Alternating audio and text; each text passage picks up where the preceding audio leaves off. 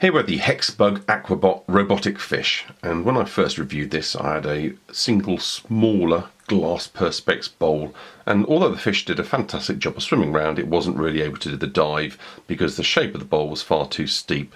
Now what I've got here is a much better shaped fish tank. It is actually a fish tank, and I'm just going to drop the old HexBug in, and I'm going to let you see it do its thing.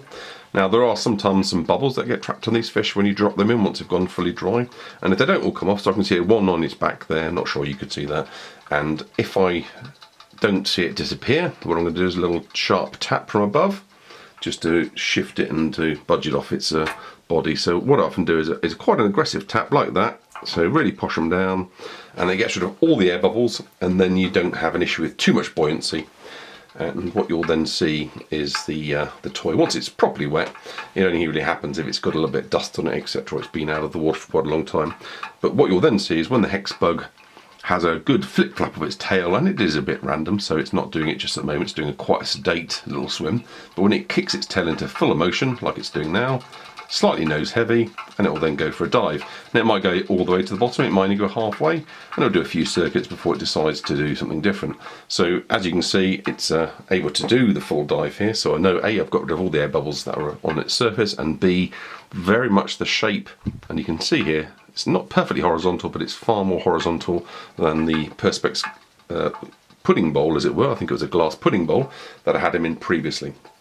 Now, what you're also seeing here is him doing a nice little stall turnaround. Now that manoeuvre, so he was swimming one way and he's actually turned around, and that's something I only ever see the HexBug AquaBots do. I've actually got a RoboFish, and although the RoboFish looks brilliantly like a fish, in fact I'll just pop him in now, so it looks like a clownfish, and swims and dives just like the HexBug AquaBot, I never see the RoboFish come to this kind of clever little stall, face the side, and then turn around direction. So I never see the RoboFish change directions, and it's quite rare to see the HexBug AquaBot do what I've just shown you there, what you've just seen, but he did it for the cameras, and I think he should be given the accolade that he is well due. Now what I'm also going to do, because I've done a full detailed review of the RoboFish and the AquaBot on different videos, I'm just going to drop a couple more fish in. These are also HexBug. And there's a green fish going in, so quite a different contrast in colour. Again, very much semi-transparent, so you get to see all the inner workings. And of course, just on cue, their magnetic tails get together, so I'm going to just separate them as the RoboFish stealthily sneaks underneath. But what I'm then going to do is pop in a predatory shark. So the HexBug AquaBot robotic fish range includes shark-shaped ones, and I think very much the magnetic tails and the way that they can actually grab the fish, I think that's actually how they kill them. So if that shark actually grabs hold of one of those fish, then that's it, it's a goner. So the shark's going down, he's very close, very nearly got Nemo, unless RoboFish can escape. Nope, there you go. So that shark's just eaten the clownfish. That's one score to the shark, and he's just about to munch on the green one. So let's just see him. So there we have the HexBug AquaBot robotic fish doing their thing. We've got 3 in the tank here, and in fact that shark's just showing off as well. It's just showing off the fact that it can also turn around, so very much like the orange fish you saw earlier. I'm just going to separate them. The HexBug fish are pretty adept at being able to turn around within a bowl, which is quite nice. You don't just get them going clockwise or anti-clockwise. Certainly when they interact with each other, or as they have done in this case, their magnets attach, then they'll interact. But it's quite nice to also see the fish, even on their own, being able to nose up to the side, have a little look around, a little shifty, and to actually do a very clever little manoeuvre where they turn around, which I think is quite lucky that you've seen that twice. So although the video's been a little bit edited to chop out some sections in the middle where the fish were just swimming round and round, it is quite a rare manoeuvre, but it's quite a specialist manoeuvre, and I think I've managed to show you that twice now quite successfully, because both times it was actually facing the camera at the front here.